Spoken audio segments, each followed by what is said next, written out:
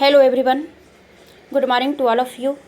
आइए आज हम लोग सांप्रदायिकता को पढ़ेंगे या संप्रदायवाद को पढ़ेंगे, जानेंगे सांप्रदायिकता या संप्रदायवाद किसे कहते हैं, इसके अर्थ को समझेंगे और फिर इसकी जो परिभाषा है परिभाषा को भी जानेंगे और ये भी जानेंगे कि सांप्रदायिक संगठन जो बनता है इसका उद्देश्य क्या होता है और आगे जानेंगे कि सांप्रदायिकता का उदय कैसे हुआ और जो उदय जब हुआ तो इसकी कुछ समस्याएं उत्पन्न हुई, तो ये समस्या का कारण क्या है और फिर इसका जब कारण हुआ तो फिर इसका दुष्परिणाम को भी जानेंगे कि जब सांप्रदायिकतावाद या सांप्रदायिक स्थिति जब हुआ तो फिर इसका दुष्परिणाम क्या क्या आया और फिर जानेंगे इस दुष्परिणाम को दूर करने का उपाय को भी जानेंगे।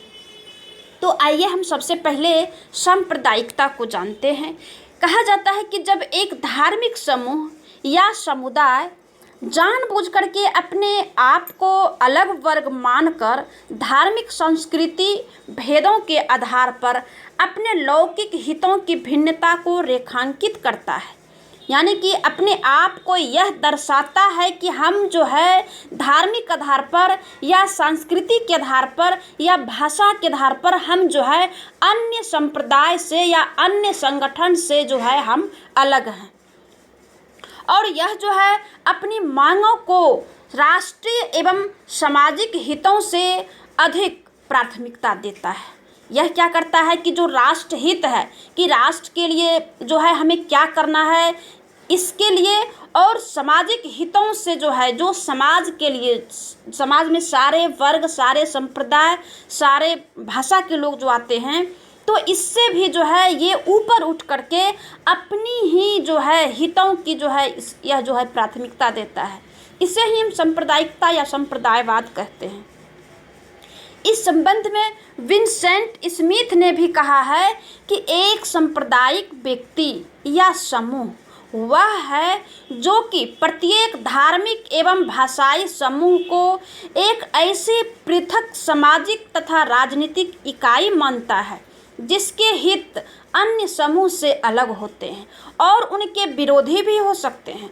ऐसे ही व्यक्तियों या व्यक्ति समूह की विचारधारा को संप्रदायवाद कहा जाता है या सांप्रदायिक कह सकते हैं। अब आइए हम जानते हैं कि संप्रदायवाद संगठन का उद्देश्य क्या होता है। जो भी सांप्रदायिक संगठन के लोग हैं उसका जो है उद्देश्य क्या होता है, तो कहा जाता है कि शासकों यानी सरकार के ऊपर वह हमेशा दबाव डालकर अपने सदस्यों के लिए अधिक सत्ता यानी कि भागीदारी, प्रतिष्ठा तथा राजनीतिक अधिकार प्राप्त करना होता है। ऐसे समूह राष्ट्रीय या सामाजिक हितों के ऊपर अपने समूह के हितों को अधिक प्राथमिकता देते हैं, जिससे क्या होता है कि समाज में फूट पैदा हो जाता है। समाज में जो है एक दूसरे के प्रति विश्वास खत्म हो जाता है, घृणा पैदा होता है। कहा जाता है कि ये फलाना संप्रदाय का है, ये फलाना कास्ट का है, ये इस कास्ट का है, तो इससे जो क्या होता है कि फूट पैदा हो जाता है। अब आइए हम जानते हैं कि संप्रदायवाद का उदय कैसे हुआ। तो कहा जाता है कि भारत में सांप्रदायिकता की समस्या ब्रिटिश शासन के समकालीन है, यानी ब्रिटिश शासन के समय से ही है। ब्रिटिश सरकार ने फूट डालो और राज करो की नीति जो अपनाई ताकि हिंदू मुस्लिम जो है लड़ते रहे और वे जो है अपना शासन जो है आराम से चलाते रहे। तो भारत में ब्रिटिश साम्राज्यवाद के निर्माण एवं विकास में जितना हाथ अंग्रेजों की कूटनीतिक चाल का हाथ रहा, उतना ही जो है हिंदुओं एवं मुसलमानों के बीच राजनीतिक संघर्षों की भी थी। विभिन्न वर्गों की सत्ता की महत्वाकांक्षा के कारण भारतीय राजनीति में कांग्रेस जो है मुस्लिम लीग के बीच ब्रिटिश सरकार मदारी की भूमिका अदा करने लगी। मेहता और पटवर्धन अंग्रेजी शासकों ने अपने आप को हिंदू मुसलमानों के मध्य में खड़ा करके ऐसे सांप्रदायिक त्रिभुज की रचना की, जिससे कि निश्चय किया कि जिसका आधार बिंदु वे स्वयं रहे। कहा जाता है कि ब्रिटिश सरकार की जो नीतियां के कारण भारत में सांप्रदायिकता का जो है उदय हुआ और ये धीरे धीरे बढ़ती रही। 1857 के राष्ट्रीय विद्रोह में हिंदू मुस्लिम एकजुटता से घबराकर ब्रिटिश राज ने इस एकता को तोड़ने की रणनीति बनाई, क्योंकि 1857 का जो देश में जो आंदोलन हुआ, राष्ट्रीय विद्रोह जो हुआ, क्योंकि उस समय के जो 1857 में जो सिपाही लोग थे उनको जो है उनके जो बंदूक के जो कारतूस में जो रहता था उसमें जो है गाय का चाम जो है जहाँ पे लगा रहता था और उसको जो है मुंह से जो है उसे जो है काम करना पड़ता था।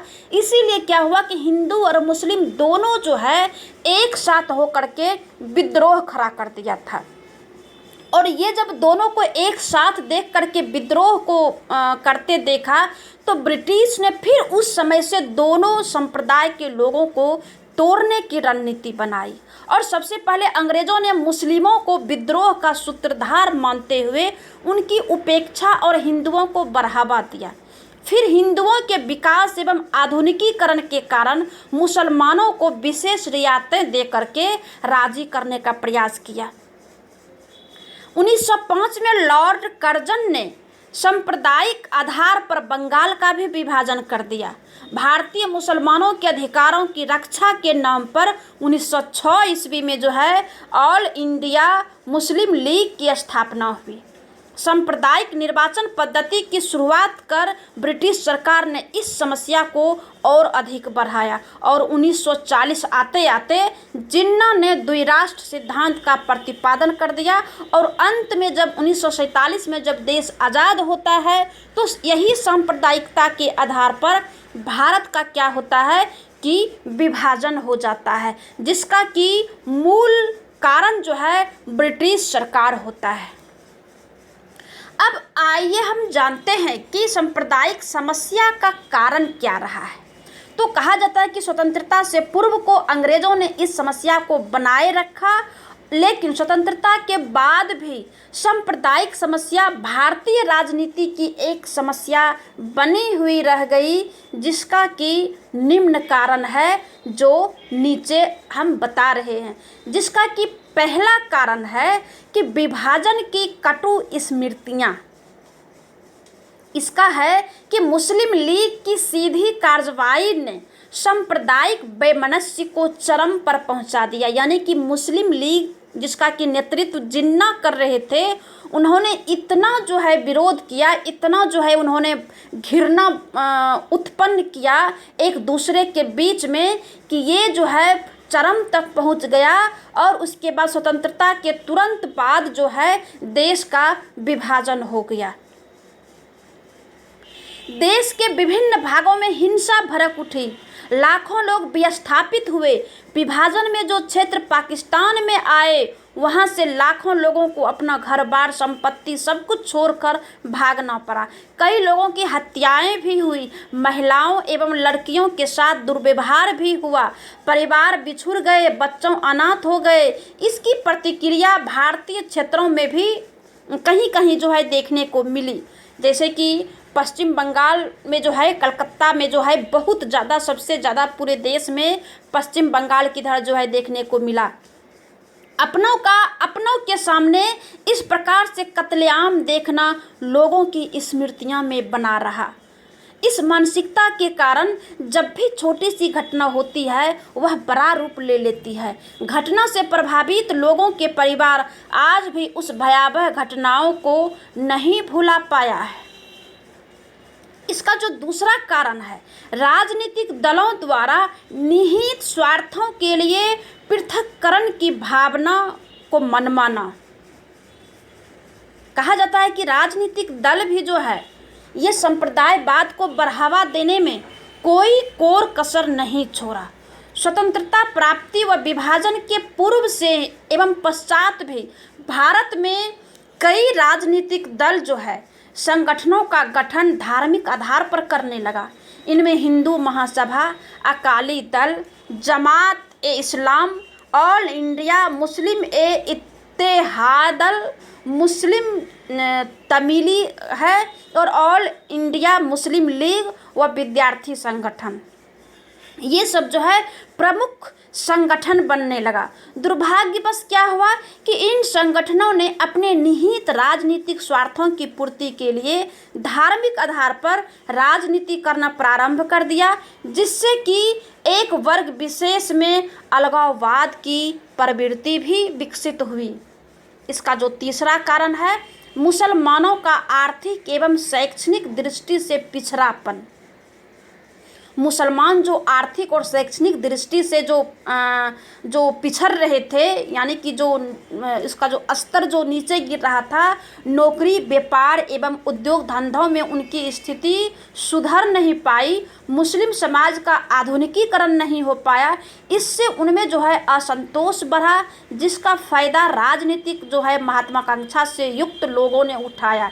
जो राजनीतिक दल के जो उस समय के लोग थे वो अपनी स्वार्थ की पूर्ति के लिए इस संप्रदायवाद को और बढ़ावा देते चला गया। उन्होंने मुस्लिम समाज में विकास करने के बजाय असंतोष को और अधिक बढ़ावा या बढ़ाने का प्रयास किया, और अब तक जो भी नेता एवं पार्टियां मुस्लिम राजनीति के केंद्र में रही, उन्होंने मुसलमानों को अपने राजनीतिक स्वार्थों की पूर्ति के लिए उन्होंने प्रतिगामी मुद्दों के दायरे से बाहर निकलने ही नहीं दिया। वो जो है अपनी स्वार्थ की पूर्ति के लिए और जो है उसे इस संप्रदायवाद में धकेलने का काम किया है। बच्चों में लोकतांत्रिक मूल्यों को विकसित करके उन्हें शिक्षा एवं आधुनिकता से जोड़ना आज की महत्वाकांक्षा जो है रहा है। आगे जो कारण है वो है पाकिस्तानी प्रचार और षड्यंत्र। पाकिस्तानी मीडिया भी हिंदू मुस्लिम तनाव को बढ़ा चढ़ाकर मुसलमानों के विरुद्ध योजनाबद्ध षड्यंत्र की तरह प्रचार करती रही। ये जो संप्रदायवाद को बढ़ाने का जो कारण है, एक मीडिया कर्मी भी जो है इसका प्रमुख कारण है, जो कि धीरे धीरे इस मीडिया कर्मी की जो है अभी जो है और बहुत ज़्यादा जो है देखने को मिलता है, चाहे हिंदू के पक्ष में हो मीडिया का जो विचार या फिर मुस्लिम के पक्ष में हो। कहीं हिंदू के पक्ष में तो कहीं मुस्लिम के पक्ष में जो है इस मीडिया कर्मी ने जो है बहुत जो है षड्यंत्र रचा और फिर इसका बहुत जो है प्रचार प्रसार भी किया। इससे क्या हुआ कि 1981 से 93 के बीच पाकिस्तान ने हिंदुओं एवं सिखों के बीच सांप्रदायिक वैमनस्य को पैदा करने एवं बनाए रखने का हर संभव उन्होंने जो है प्रयास किया। इससे क्या हुआ कि मार्च 1993 की बम्बई बम विस्फोट की जो है घटनाएं पाकिस्तानी षड्यंत्र का परिणाम थी, जिसका उद्देश्य हिंदुओं मुसलमानों में खूनी संघर्ष पैदा करना था। पाकिस्तान कश्मीर में भारतीय सेनाओं को मुसलमानों पर जो है अत्याचारों के लिए जो है ये जो है प्रचारित जो है हमेशा जो है करते रहा। ये भी जो है कारण रहा। आगे है कि सरकार की उदासीनता। सरकार एवं प्रशासन की उदासीनता एवं लापरवाही के कारण भी कई बार सांप्रदायिक दंगे विशाल रूप से भड़क जाते हैं। छोटी सी घटना बड़ा रूप ले लेती है। ये इसमें भी जो है मीडिया की भूमिका जो है कम नहीं रहा है, क्योंकि छोटी छोटी घटना को बड़ा बड़ा जो है दिखा करके सांप्रदायिक दंगे का जो है काम किया। आगे है कि दलीय राजनीति, गुटिया राजनीति और चुनावी राजनीति भी सांप्रदायिकता को बढ़ावा देने का कारण बना, क्योंकि सांप्रदायिकता की समस्या के लिए राजनीतिक दलों की संकुचित दलीय हितों की राजनीति भी जिम्मेदार है। कई राजनीतिक दल अपने स्वार्थ के लिए सांप्रदायिक वैमनस्य को बढ़ाने का प्रयास करते हैं। कहा जाता है कि 1950 से लेकर के अभी तक जो है राजनीतिक दल और जो गुट के जो राजनीति है या फिर चुनावी राजनीति जो है, ये लोग ने जो है ये लोग जो है अपनी स्वार्थ की पूर्ति के लिए सांप्रदायिक हो, भाषा हो, जाति हो, इन सब को आगे बढ़ाने का काम दलीय राजनीति जो है सबसे प्रमुख भूमिका निभाया है।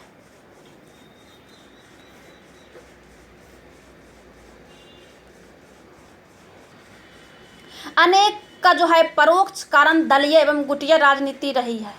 वो वरिष्ठ पत्रकार निखिल चक्रवर्ती कहते हैं कि सभी दंगों का जो मूल कारण है वो राजनीति होता है और ये दंगे अपने स्वार्थों के लिए राजनीतिज्ञों द्वारा करवाए जाते हैं।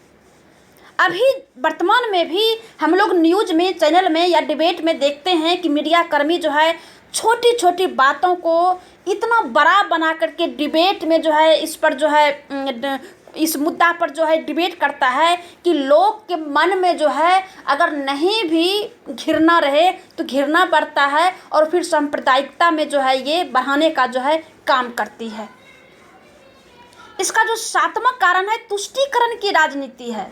कहा जाता है कि सरकारों द्वारा वर्ग विशेष के वोटों के लिए उनकी उचित अनुचित मांगों को मान लेना, उन्हें विशेष रियायतें व विशेषाधिकार देने के कारण अन्य संप्रदायों में ईर्ष्या की भावना पैदा होना स्वाभाविक ही है। सरकार जो है अपनी सत्ता के लिए, सत्ता में बने रहने के लिए जो भी जाति, संप्रदाय, संस्कृति या भाषा के लोग जो भी मांग करते गया और सरकार जो है अपनी सत्ता में बने रहने के लिए उसकी मांगों को, चाहे वो मांग जायज़ हो या नाजायज़ हो, उचित हो या अनुचित हो, चाहे उस मांग से देश में सांप्रदायिकता की भावना बढ़े, कि भाषा की भावना बढ़े, कि जाति की भावना बढ़े, कि दंगा हो या और कुछ भी हो, लेकिन उस मांग की पूर्ति उस सरकार जो है हमेशा करती रही, जिससे क्या हुआ कि संप्रदायवाद जो है धीरे धीरे बढ़ती चली गई। इसे ही जो है हम तुष्टीकरण की राजनीति कहते हैं। आगे है कि वोट बैंक की राजनीति। कुछ राजनीतिक दल किसी वर्ग विशेष को अपना वोट बैंक बनाने हेतु उसके सभी सही गलत कदमों का समर्थन करते हैं। तो प्रतिक्रिया स्वरूप होता क्या है कि दूसरे राजनीतिक दल दूसरे वर्गों को समर्थन देते हैं। इस प्रकार तनाव को बढ़ावा मिलता है। वोट बैंक की राजनीति के कारण जब वर्ग विशेष को अन्य की उपेक्षा कुछ विशेष दिया जाता है तो समाज में तनाव उत्पन्न होना ये तो स्वाभाविक ही है।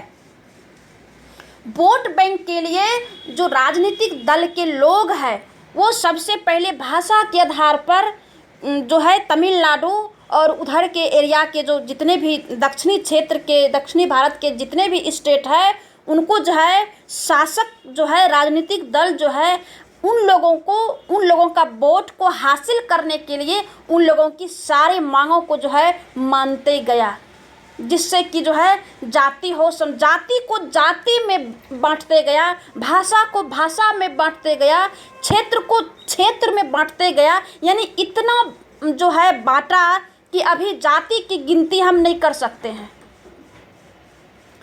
भाषा की गिनती नहीं कर सकते हैं। ये जो है एक वोट की राजनीति है और ये जो है राजनीतिक दलों का जो है इसमें विशेष भूमिका है, विशेष नहीं संपूर्ण भूमिका है। ये जो है कारण रहा है। अब आइए हम जानते हैं कि इतने जो कारण है संप्रदायवाद का, तो इसका दुष्परिणाम क्या निकलता है, इससे क्या हानि हुआ है। लाभ तो होगा ही नहीं, क्योंकि संप्रदायवाद एक हानि का ही एक प्रतीक है, एक दुष्परिणाम का ही उसे प्रतीक हम कह सकते हैं। तो आइए हम जानते हैं कि इसका दुष्परिणाम क्या हुआ। तो सांप्रदायिकता के कारण न सिर्फ राष्ट्रीय एकता अखंडता को खतरा पैदा हुआ, बल्कि विकास की प्रक्रिया भी अवरुद्ध हुई। सांप्रदायिकता के कारण देश के टुकड़े हुए जो आज भी अखंडता के लिए खतरा बनी हुई है। सांप्रदायिक समस्या के कारण देश को कई दुष्परिणाम जो है झेलना पड़ा, जिसमें कि पहला है आपसी द्वेष। सांप्रदायिकता के कारण समाज में फूट पड़ गई, आपसी द्वेष एवं अविश्वास पैदा हो गया, क्यों नहीं होगा जब छोटी छोटी बातों को लेकर के चाहे राजनीतिक दल हो या मीडिया के लोग हो उसे बड़ा बना करके दिखाना, और जो संप्रदाय के लोग या जो भाषा के लोग, जो जाति के लोग अपनी जाति के आधार पर, अपनी भाषा के आधार पर, संप्रदाय के आधार पर जो भी मांग करते गया, राजनीतिक दल के लोग, सत्ता के लोग जो है उस मांग को मानते गया। इससे क्या हुआ कि जिस संप्रदाय को मांग की जो है पूर्ति किया शासक ने, तो फिर दूसरे संप्रदाय के लोग को जो है उससे जो है आपसी द्वेष हुआ, उससे घृणा हुआ, एक दूसरे से जो है आपसी अविश्वास जो है पैदा होने लगा। क्योंकि इसका कई घटना है, जो दंगे होते हैं हिंदू मुस्लिम में, ये जो है आपसी द्वेष के कारण होने लगा। समाज में आपसी समरसता का वातावरण नहीं रहा, जिसके कारण छोटी सी घटना भयंकर सांप्रदायिकता का रूप ले लेती है। समाज में शांति व्यवस्था एवं भाईचारे की भावना खत्म हो गई और होती भी जा रही है, एवं विविधता में एकता का जो भाव है वो भी धीरे धीरे खत्म होते जा रहा है। कहीं अपने स्टेट को जो है कहीं अलग करने का कभी मांग होने लगता है, कभी जो है राष्ट्र की भावना जो है उसके मन में आता ही नहीं है, और राष्ट्र के जो प्रति भावना होना चाहिए, जो श्रद्धा विश्वास होना चाहिए, जो हित होना चाहिए, उस पर जो है कभी किसी ने फोकस नहीं किया है। ये संप्रदायवाद सिर्फ अपना ही जो है स्वार्थ की पूर्ति के लिए, अपनी संप्रदाय के लिए, अपनी संगठन के लिए जो है हमेशा सरकार के ऊपर दबाव डालता है। इसका जो दूसरा जो दुष्परिणाम है आर्थिक हानि। सांप्रदायिक दंगे भड़कने पर भयंकर विनाश होता है, गाड़ियां बाजार जला दिए जाते हैं, राष्ट्रीय संपत्ति को नष्ट कर दिया जाता है। दंगों के कारण, कर्फ्यू वगैरह के कारण कई दिनों तक बाजार बंद रहता है, जिसके कारण आर्थिक नुकसान के साथ साथ दैनिक मजदूरी पर जो है गुजारा करने वाले लोगों के सामने भूखमरी की नौबत आ जाती है। कैसे नहीं आएगा, आप उस समय का बात छोड़िए, वर्तमान में जो हम लोग आप लोग जो देखते हैं कि जब कहीं छोटी छोटी बातों को लेकर के जो बड़ा बन जाता है तो कैसे वहाँ पे कर्फ्यू लग जाता है, कर्फ्यू लगने से आवाजाही बंद हो जाता है, पढ़ाई लिखाई बंद होता है, दुकान बंद हो जाता है। जो मजदूर है, जो कि डेली बेसिस पर जो काम करता है, जो रोज़ कमाता है, रोज़ खाता है, उसको जो है भूखमरी का जो है नौबत आ जाता है। आगे है कि प्राण को हानि पहुंचता है। सांप्रदायिक दंगों में जो है सैकड़ों लोग मारे जाते हैं और हजारों घर उजाड़ दिए जाते हैं। रांची, श्रीनगर, वाराणसी, अलीगढ़, हैदराबाद, मेरठ, बम्बई आदि के दंगे इसका उदाहरण है, जिनमें मरने वालों के अलावा हजारों लोग अपंग एवं अपाहिज हो जाते हैं। इसका जो अगला दुष्परिणाम है राजनीतिक अस्थिरता। सांप्रदायिक समस्या के कारण ऐसी राजनीतिक समस्याएं पैदा हो जाती है जिससे कि सरकारों की स्थिरता प्रभावित होती है। अस्थायी सरकार अस्थायी विकास के कार्य नहीं कर पाती है, वह सदा अपने अस्तित्व को बनाए रखने हेतु प्रयत्नशील होती है, जिससे क्या होता है कि विकास कार्यों में पर्याप्त ध्यान नहीं दे पाती। फलस्वरूप देश के विकास की गति अवरुद्ध होती है। वर्तमान में हम बिहार में देख रहे हैं, कर्नाटक में देखें, महाराष्ट्र में देखें, कई जगह जो है ये समस्या जो है हम देख रहे हैं कि राजनीतिक अस्थिरता के कारण सरकार जो है अपने अस्तित्व को, जो 5 साल के लिए जो सरकार जो जनता चुन के बनाती है, और वो सरकार जो है अपने अस्तित्व, अपनी कुर्सी को बचाने में ही 5 साल को जो है ख़त्म कर देता है। आगे जो है राष्ट्रीय एकता में बाधा। सांप्रदायिकता राष्ट्रीय एकता एवं भाईचारे की भावनाओं को नष्ट करती है, समाज में फूट पैदा करके सामाजिक समरसता को खत्म कर देती है, जिससे कि बहुसंख्यक सांप्रदायिकता स्वयं को राष्ट्रवाद के छद्म रूप में पेश की जाती है, जबकि अल्पसंख्यक सांप्रदायिकता का अलगाववादी स्वरूप मुखर हो जाता है। असम की इधर देखा जाए या फिर उधर जितने भी एरिया है, नागालैंड, फिर तमिलनाडु के क्षेत्र के इधर जितने भी उधर 5-6 स्टेट है, उधर क्या होता है कि अपने आप को जो है राष्ट्र से अलग होने की मांग करने लग जाता है। राष्ट्रीय एकता के लिए इन दोनों से जो है सावधान रहने की ज़रूरत है। आगे है राष्ट्रीय सुरक्षा को भी खतरा है। इसका जो दुष्परिणाम है संप्रदायवाद से, भारत एक बहुसंप्रदायी देश है। यहाँ बहुत सारे संप्रदाय, भाषा, जाति के लोग रहते हैं। इसमें अनेक संप्रदायों के लोग निवास करते हैं। देश में शांति एवं व्यवस्था के साथ विकास के लिए सबको मिलजुल कर रहना आवश्यक है, लेकिन उग्र सांप्रदायिक भावनाएं एकता को पनपने ही नहीं देती है। आगे है औद्योगिक एवं व्यावसायिक विकास में बाधा। देश का जो औद्योगिक एवं व्यापारिक विकास शांति एवं सुव्यवस्था में जो हो सकता है, वह जो है अशांति, हिंसा के वातावरण में कोई पूंजीपति अपना धन नहीं लगाना चाहता है। इस प्रकार सांप्रदायिक अशांति देश का औद्योगिक एवं व्यापारिक विकास अवरुद्ध कर देती है। विकास शांति में, सुव्यवस्था में ही हो सकता है। पंजाब में पैदा इसी प्रकार की अशांति ने पंजाब को आर्थिक विकास के पथ पर जो है कई वर्षों जो है इसे पीछे कर दिया है। अब आइए हम जानते हैं ये जो दुष्परिणाम है, तो क्या इस दुष्परिणाम को दूर किया जा सकता है, और अगर दूर किया जा सकता है तो किस प्रकार हम इस दुष्परिणाम को दूर कर सकते हैं। इसके लिए सांप्रदायिकता देश के लिए ही नहीं, संपूर्ण मानव जाति के लिए एक गंभीर अभिशाप है। देश को इससे बहुत कुछ भुगतना पड़ता है। देश की एकता एवं अखंडता पर खतरा उत्पन्न हो जाता है, प्रगति एवं विकास में बाधा होता है। इसीलिए संप्रदाय को दूर किया जाना चाहिए। सांप्रदायिकता को दूर करने के लिए कई सुझाव दिए गए हैं, जिसमें कि पहला है, सरकार को सदैव ही इस बात का ध्यान रखना चाहिए कि ऐसा कोई कार्य नहीं किया जाए जिससे सांप्रदायिकता को प्रोत्साहन मिले। समानता के संबंध में आदर्शों की बातें करने के बजाय उसे व्यवहारिक से क्रियान्वित करने का प्रयास किया जाना चाहिए, जिससे कि दुष्परिणाम से छुटकारा मिल सके। दूसरा जो उपाय है, शिक्षा में शाश्वत नैतिक एवं आध्यात्मिक मूल्यों को शामिल किया जाना चाहिए। भारत एक धर्मनिरपेक्ष राज्य है, लेकिन शाश्वत नैतिक जीवन जो है, मूल्यों की शिक्षा तो सबके लिए अनिवार्य होनी ही चाहिए। धर्म विशेष की शिक्षा की जगह देशभक्ति एवं राष्ट्रीयता की भावना पैदा करने वाली शिक्षा होनी चाहिए।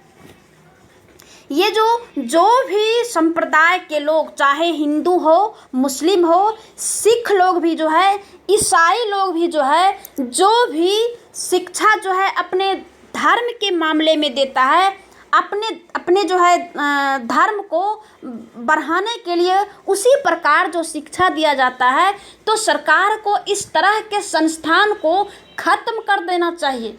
और अगर इस तरह से अगर ख़त्म नहीं हो तो उसके लिए कानून भी बनाना चाहिए कि अगर एक देश में एक धार्मिक कानून, एक शैक्षणिक कानून, सारे प्रकार के एक कानून हो, एक देश एक कानून, तभी जो है कोई भी संप्रदाय के लोग धार्मिक मामले में अपने अपने धर्म को बढ़ा चढ़ा करके कोई भी शिक्षा नहीं दे। शिक्षा का मामला एक राष्ट्र, एक कानून और राष्ट्र हित में जो है देना चाहिए। तीसरा है कि धर्म के आधार पर किसी धार्मिक वर्ग के लिए कोई विशेष रियायतें या सुविधाएं ना दी जाए, जिससे अन्य धर्मों के लोगों में ईर्ष्या भावना पैदा हो। धर्म एवं जाति के आधार पर इस तरह का भेदभाव आपसी तनाव पैदा करता है, जिससे क्या कि बंधुत्व की जो भावना होती है वो खत्म हो जाती है।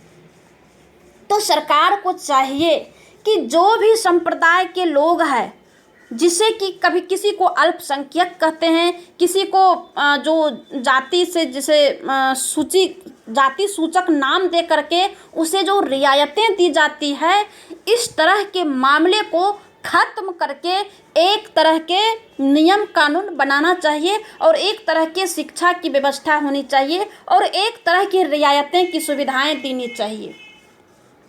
इसकी जो चौथी है, जो दुष्परिणाम को दूर करने का उपाय, कि अल्पसंख्यकों के मन में जो सुरक्षा या असुरक्षा का भाव पैदा होता है तो सरकार ऐसी व्यवस्था ना करे, इसके लिए उन्हें विशेष अवसर दिया जाए। आगे जो है दूर करने का उपाय दुष्परिणाम को, सांप्रदायिकता का एक सबसे बड़ा कारण चुनावी राजनीति है।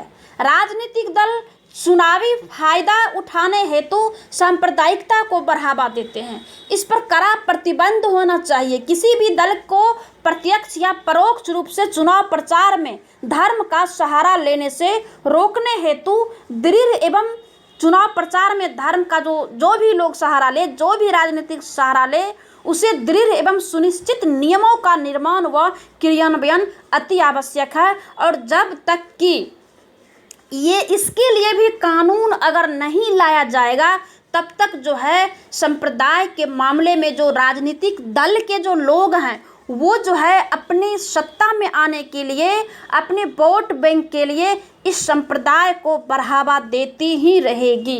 तो इसके लिए सख्त कानून की ज़रूरत है।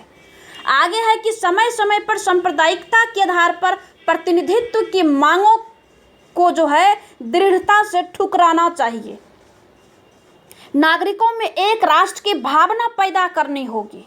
आगे है कि शिक्षा से जो दृष्टिकोण उदार बनाता है तो और व्यक्ति का जो मानसिक विकास होता है, अशिक्षित व्यक्ति धर्म का संकीर्ण एवं अपने स्वार्थ में प्रयोग करने वालों के बहकावे में अधिक जो है नहीं आना चाहिए। फिर आगे है कि सर्वधर्म समभाव को जो है बढ़ावा देने वाले कार्यक्रम को आयोजित किए जाने चाहिए। जगह जगह जो है सर्वधर्म समभाव यानी सभी धर्म एक है और सब धर्मों के प्रति सभी लोगों के मन में एक भावना, अच्छी भावना पैदा हो, ऐसा जो है कार्यक्रम आयोजित करना चाहिए। साहित्य एवं मीडिया द्वारा भी ऐसे कार्यक्रम आयोजित किए जाने चाहिए जिससे लोगों को एक दूसरे के धर्म की जानकारी मिल सके, वो धार्मिक सहिष्णुता पैदा हो सके। लेकिन ऐसा होता नहीं है। अभी होता क्या है, जो वर्तमान में हम आप देख रहे हैं, जो मीडिया कर्मी जो डिबेट में जो भी राजनीतिक दल के प्रवक्ता लोग को लाते हैं, तो प्रवक्ता के जगह होता क्या है कि जो भी संप्रदाय के लोग, जो कट्टर जो अपने संप्रदाय के जो लोग हैं, उस कट्टर व्यक्ति को खोज खोज करके डिबेट में लाता है ताकि एक संप्रदाय के लोग दूसरे संप्रदाय के लोगों पर भड़का हुआ भाषण दे, ताकि देश में जो है ये जो है एक दूसरे के प्रति जो है घृणा जो है पैदा हो, अविश्वास पैदा हो। जिससे क्या होता है कि मीडिया कर्मी को इससे फ़ायदा क्या होता है कि लोग उसे चाव से देखते हैं, लोग उसे अपना पढ़ाई लिखाई खान पान छोड़ करके उस तरह के डिबेट को जो है बड़े मतलब कि जो है बहुत आवश्यकता उसे समझता है देखने के लिए, और देखने के बाद उसके मन में जो भाव पैदा होता है वो गलत पैदा होता है, और वही भाव के कारण क्या होता है कि संप्रदायवाद को बढ़ावा मिलता है। आगे है कि धर्म के आधार पर राजनीतिक दलों का जो गठन होता है वो गठन नहीं हो, और जो धार्मिक संगठनों को राजनीति में भाग लेने पर जो प्रतिबंध हो, तो सांप्रदायिक संगठनों पर जो है इस पर पूर्ण प्रतिबंध होना चाहिए। इस संबंध में एक सरकार ने जो है सच्चर कमेटी प्रतिवेदन 2006 में आया था, उसमें जो है भारतीय मुसलमानों की सामाजिक, आर्थिक व शैक्षणिक स्थिति का अध्ययन करने व उसमें सुधार लाने के लिए सुझाव देने हेतु सेवानिवृत्त न्यायाधीश राजेंद्र सिंह सच्चर की अध्यक्षता में 7 सदस्यीय कमेटी का गठन किया गया, और इस कमेटी ने मुसलमानों की स्थिति का अध्ययन कर कुछ सुझाव दिए थे, जिसके तहत अल्पसंख्यकों के कल्याण एवं विकास के लिए 15 सूची कार्यक्रम, सर्व शिक्षा अभियान, मुस्लिम बालिकाओं के लिए सुविधाएं इत्यादि पर जो है फोकस किया गया था। कुछ लोगों ने राजनीतिक लाभ के लिए अल्पसंख्यकों के लिए आरक्षण की मांग की। तत्कालीन केंद्र सरकार ने पिछड़ा वर्ग कोटे में से 4.5% आरक्षण अल्पसंख्यकों को देने का निर्णय भी कर लिया, जिससे पहले आंध्र प्रदेश हाईकोर्ट ने, फिर सुप्रीम कोर्ट ने खारिज कर दिया था, और भारतीय संविधान में जो है इस तरह के आधार पर आरक्षण को जो है अस्वीकार कर दिया था। आगे अब जो है आइए हम जानते हैं कि संप्रदायवाद के कुछ महत्वपूर्ण बिंदु है जिस पर कि फोकस करना चाहिए, है कि जातिवाद एवं सांप्रदायिकता दोनों ही भारतीय राजनीति को प्रभावित करने वाले महत्वपूर्ण तत्व है। कहा जाता है कि एक जाति सामाजिक संरचना है जो अति प्राचीन काल से ही भारत में प्रचलित है। वोट राजनीति ने जातिवाद को और ज़्यादा बढ़ाया है। आगे है कि धार्मिक समूहों द्वारा अपने को अलग वर्ग मानकर अपने वर्गीय हितों को राष्ट्रीय हितों से अधिक प्राथमिकता देने को सांप्रदायिकता कहा है। ब्रिटिश सरकार की फूट डालो और जो है राज करो वाली नीति संप्रदायवाद का कारण बना। आगे है कि ब्रिटिश संप्रदायों का जो शैक्षणिक आर्थिक पिछड़ापन एवं पृथकता की भावना, पाकिस्तान प्रचार, सरकारी उदासीनता, दलीय राजनीति, तुष्टीकरण की राजनीति, वोट बैंक की राजनीति तथा विदेशी धन, ये जो है सांप्रदायिकता का कारण रहा। तो आज इतना ही, और फिर संप्रदायवाद आज ख़त्म होता है और इससे जो है आप लोग इससे अच्छे से पढ़ के ऑब्जेक्टिव क्वेश्चन बनाएंगे और हमें जो है नोट्स बना करके और फिर जो है ग्रुप में डालेंगे ताकि देखेंगे कि आप लोग कितना सुने समझे और नोट्स बनाने का जो है प्रयास करें।